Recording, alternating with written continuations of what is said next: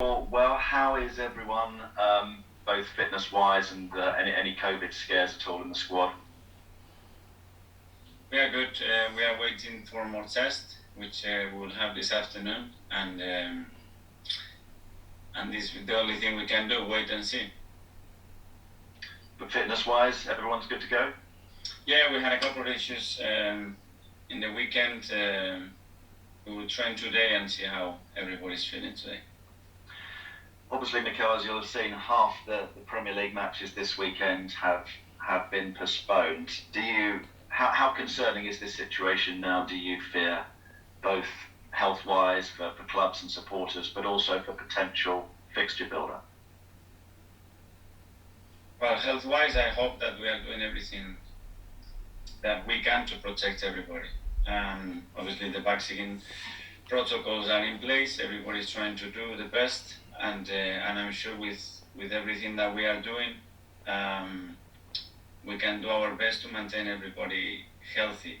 In terms of the competition, two things. One, that we need much more clarity why those games are getting not played and what you need not to play a game. So we are playing in the same league, because at the end the most important thing is that we are able to maintain within the context the fairness of the competition, and for me this is a big thing now. Okay, great. I'm sure others will have some more questions on that in just a moment. But if I could move on to a couple of other things, I presume you're sticking with the leadership group for the time being, Mikel? Yes, as I mentioned yesterday, it's been going for months, and I'm really happy with them. So on that, could I ask you, do you think it's unusual to have two players in a squad who are former captains? And in any way, does that reduce the amount of personal responsibility that a traditional club captain would carry? I always believed, and in a lot of things that I've been, we always have a group of players that was responsible to make decisions in that dressing room and communicate with the coaching staff, with the club, and transmit it to our supporters. At the end of the day, that decision was transmitted by one person, who was the captain, but the decision wasn't made by one person. And on your form, obviously excellent results back to back now. In a process, Mikel, which you've talked about many times, it's a gradual process that you've been on. Do you feel now that you are really close to where you want to be with this squad of players? Well, the last two performances, they've been really good in terms of what we want to achieve in matches, the results that we got, the way we have dominated those games. But we need to be consistent on that throughout 10 months to achieve the goals that we want, which is to be the best, and we are not there yet.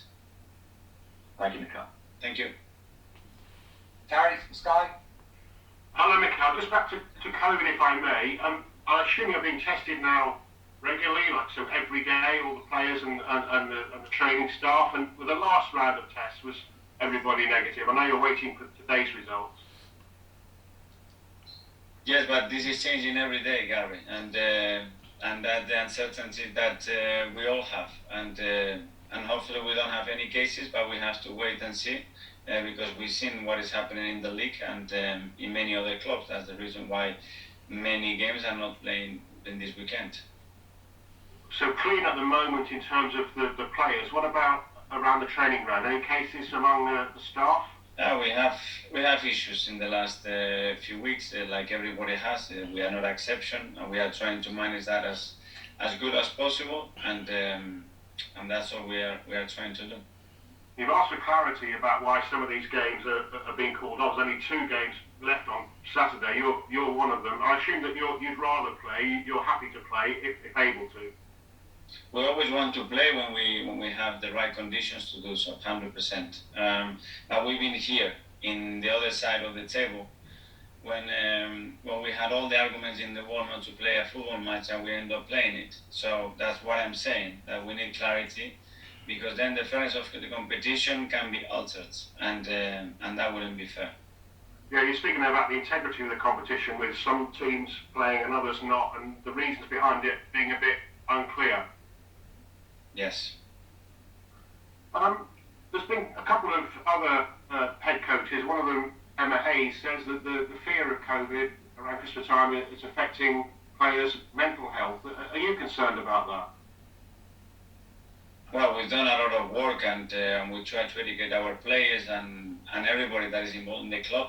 But I think this is a social thing. I think everybody's been going through something that is unprecedented, and we are all learning from it. And we are trying to normalize a situation that we've never been through it. And that's what we are trying to do. Try to help everybody as well as we can, and try to live in the context that we live in today, that we have to live with this virus, and probably for longer than we all expected. Thomas Frank just called for a circuit break to cancel all the games this weekend, just to clear this outbreak, to clear this COVID outbreak. Would you be a supporter of that? I think there are people that knows much more than I do to try to find out what the best solution is to this. Whether the best solution is to carry on playing with the rules that we have at the moment, or stop it, I don't know. It's not something that I want to give an opinion, because I'm not a scientist, I'm not a specialist, and I think we have to rely on the government and the Premier League to try to make the best decision. Just one more on this. Because of your early, Mikel, personal experience of COVID, have you been extra strong in your message to your players about being careful, maybe even about being vaccinated because of your personal experience? Is that part of the reason why so far Arsenal have been clear this time? We've been trying to explain what the risks are, how can we get it, what do we have to do if we do. But as well, I think now we all have relatives, we all have people around us that they've been through that in many different ways, and I think everybody's awareness is pretty good. The thing is that it's really difficult to control what happens outside when everything is open. So those bubbles that we were able to create before now are impossible to do. Finally from me, Pierre-Emerick Aubameyang, is he available for selection? No, he's not available for selection. Has he got a future at the club? For this game, he's not available for selection. Thank you. Thank you. Ian at TalkSport. Hi Mikel, how are you? You okay? I'm good. Good. Jurgen Klopp said to me this week he'd like more transparency on, so instead of the team just saying, oh, we've got 10 people that tested positive, actually come out and say whether they're players, whether they're staff, not actually give the names. Do you think clubs should be more transparent now about actually how many players have got COVID, how many staff have got COVID, rather than just give a number? I lost him there. He's asking us, should Klopp said that the club should be more transparent about who's got COVID and who hasn't, without naming names. Do you agree? Well, this is what I'm saying, that we need clarity. At the end, the regulators will make the decision whether a game is played or not. But to play under the same rules, I think we all have to understand the reasons behind it. Just a similar one about Thomas Frank yesterday, asking for this weekend to be called off. Do you think if the games are all called off this weekend, do you think we'd struggle to get them back going again? Because once you start stopping whole weekends, it will be difficult then to get it back going. I don't know. We're going to have to find a way. We knew when we started this season that this could be a possibility. And I'm sure that there was a plan A, B, and C, because this can happen. And we have the African Nations Cups as well here in the middle of all these things. We know the World Cup that is coming in and the dates of that. So I think we need a flexible calendar now, because this world is not the world that we used to live in a few years ago, and we all have to be prepared. Like we all prepare with different protocols in every single day. For training session, you have to cancel training session, you have 6 players out, you have 20 members of the staff out. So I'm sure that the league has a very flexible calendar and options to fit it in, because this is where we live. Do you think it's affecting or could affect the form of your players? Emma Hayes last night said that her players, she didn't recognise her team that lost because they were in the changing room beforehand almost sick with worry because of this. Are you worried that your players can't concentrate on their job because of this? No, hopefully no, but we need to make a lot of remarks on that, because once we get to the competition, we have to be fully focused to that, and not use any excuses about what is happening in the environment. We know what we expect. We don't know what's going to happen in 3 days' time, in 6, 8, or 12. We can suspect that it's going to go one way, but we don't know, and we have to be prepared for that. And finally, a footballing question. Your young players have really stepped up in not only this season, but actually probably for the last year or 18 months. I'm thinking especially of the likes of Emil Smith-Rowe and Bukayo Saka. How much are they growing into men now? How much is it wrong for me to refer to them as kids or young players? How much are they becoming men in terms of football? Well, they are contributing immensely to the performance and results of the team. That is true, but it's because they earn it, and because they have other players or the senior players around that they've been really supportive and helpful, and the club has believed in them, and they have been given the opportunity, and they have taken those opportunities. So credit to them. Good luck this weekend and stay safe. Thank you. You too. Alistair, BBC. Hi, Mikel. Eddie Howe said last night, a little bit like yourself, that he didn't think it was fair that some teams were playing this weekend and others weren't. In terms of the fairness of the competition, would it be better if all the games were cancelled? I don't know what the best solution is. I understand that it's a really complicated matter to make a decision right now. What I'm saying is, let's make the decision based on what is the best for the competition and the health of everybody that is involved in the industry and in the society. And apart from that, after, we all stick to that, but with clear rules on what is a yes and what is a no. You mentioned there that the number of positives, well, you hadn't had any positives amongst the squad. I just wondered how important you thought the vaccination was in the way that you've got no positives.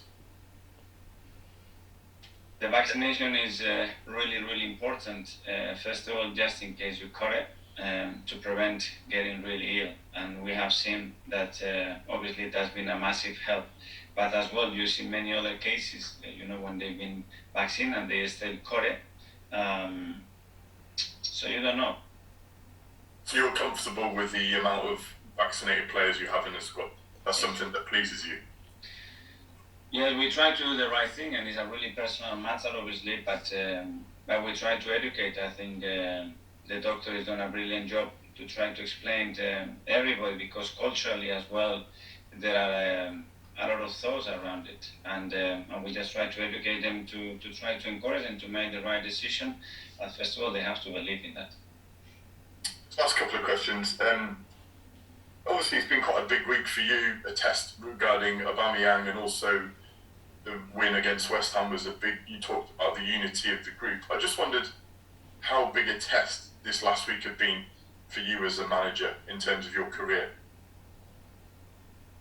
Well, every time that you are sitting here, you have some challenges. You have some brilliant moments, some moments you have to make decisions, and I'm sitting here to try to make the right decisions every day, and my only intention is that to get the club in the best possible condition, to defend our players, and to get the best performance and results on the pitch as we can. And it's been challenging because those decisions are tough and not pleasant, but you have to do what you feel is right. And you mentioned there Pierre's not available for the game against Leeds. What does he have to do now to become available for selection again? Well, he's not available for the Leeds game, and this is the situation right now. Nice to see you. I think I know the answer to this question, but does the Aubameyang situation have any impact on Alex Lacazette's future and his contract situation? Well, Alex's performance is an involvement and commitment is without a question not related to his contract situation. I discussed it in the summer with him, what the situation was, and we are both clear on that. And I know what situation is something separate to that. He just seems becoming increasingly important to the squad as well as the starting side now. He's always been a really important player, and since we've been together, he's played a lot under me, and I've always been really pleased with him. Okay, just a couple of celebratory questions. I noticed it's Martin Odegaard's birthday today. He's only 23. He seems to have come on a lot in the last few weeks or so. What's your views on his contribution? Well, that he's very, very young, but he's already has a lot of experience in different clubs in the international level. Again, I agree with you that in the last few weeks he's getting very close to his best level, and the ceiling for him, it's I don't know what it is because of the talent that he has, the desire that he has, how much he wants, always trying to improve and get better at. So we've got a tremendous player there. He seems to be a bit of a natural leader, doesn't he? Will he be part of your leadership group, do you think, going forward? He is a natural leader. I think if you look for the perfect professional, he wouldn't be very far from that. And the big anniversary, of course, which I'm sure you're aware of, is on Monday. Is the anniversary of the day you were appointed and Arsenal manager 2 years ago. Have you got any celebrations planned? Are you reflecting? How do you feel about that? I don't think the world is for too many celebrations. I just feel proud and grateful for the opportunity that I was given almost 2 years ago now. I know it's difficult in these sort of short press conferences, but how do you reflect on it? How you've changed and things you've learned from not being a manager to now a manager for 2 years? Well, we need. I could write a few books with everything that has happened, not only to me but around the football club, around the world in the last 2 years. So I don't know. Probably one day I need to stop and think carefully about what happened and the things that you take. But it's been a lot. Yeah, I look forward to reading the book. Good luck at Leeds. Thank you. Thanks, Nick. Charles from goal. Hi, Mikel. Just quickly following on from that, it's been 2 years, obviously. Have you or the club started to hold any sort of discussions about potentially extending your contract at all? Because that has to be surely something on the agenda fairly soon, given the length of your contract. No, we haven't discussed anything like it, and I think we have many other priorities at the moment that are far more important than that one, I think. But would that be something possibly for the end of the season, do you think? I don't know. Really, I'm not thinking about that. Just trying to get the best out of the team, try to cope with all the situations that we are facing at the moment, and things will happen naturally. Against, God, my memory's gone. Who did you play? Who did you just beat? West Ham, obviously. It was another game you brought on Eddie over Nico, and you've spoken glowingly about Eddie's performances and why he is being considered at the moment, but just focusing more on Nicolas Pepe. Why has he seemingly fallen a little bit down the pecking order at the moment? It's with all the players that they are not having a lot of minutes. Obviously, the amount of games that we are having, it's not enough room for all those players to do. With Nico's situation, it's something similar. I highlighted in many occasions because it's what I see every day. And with Nico as well, but he needs more opportunities as well to show what he can do. And in the last few games, he hasn't had many. I mean, can you understand the sort of focus on it, given this is the club's record signing and a player who's potentially out of contract in the summer and leaving on a free is coming over ahead of him? That it's quite a big talking point amongst fans right now. Exactly why Pepe is struggling for game time. I understand that. Again, I have to try to make the decision based on what I see every single day. And to be fair, Nico is really willing, and he's really willing to help the team. The reality as well is the position that he's playing. Bukayo has been playing regular there, and he's been fantastic. So it's not been easy for him as well to find that time. Just quickly on Jack Wilshere, he's coming up to the end of his period potentially at Arsenal. The January transfer window's approaching. You've seen a lot of him in training in the last couple of months. Have you been impressed at the standard that he's shown, and do you think he has shown enough to potentially get a Premier League move? Do you think he's at that level? Listen, first of all, it's great to have him around because he's this type of characters. He has this special feeling to the club. The way he comes every day with a smile on his face, trying to do his best. His talent is unquestionable. When you look at him training, I think you heard some players saying he's the best in training. So he's got that. And now he's doing his coaching buddies, and I think it's completely up to him the next step in his career and what the decision that he wants to make, and we are here to support that.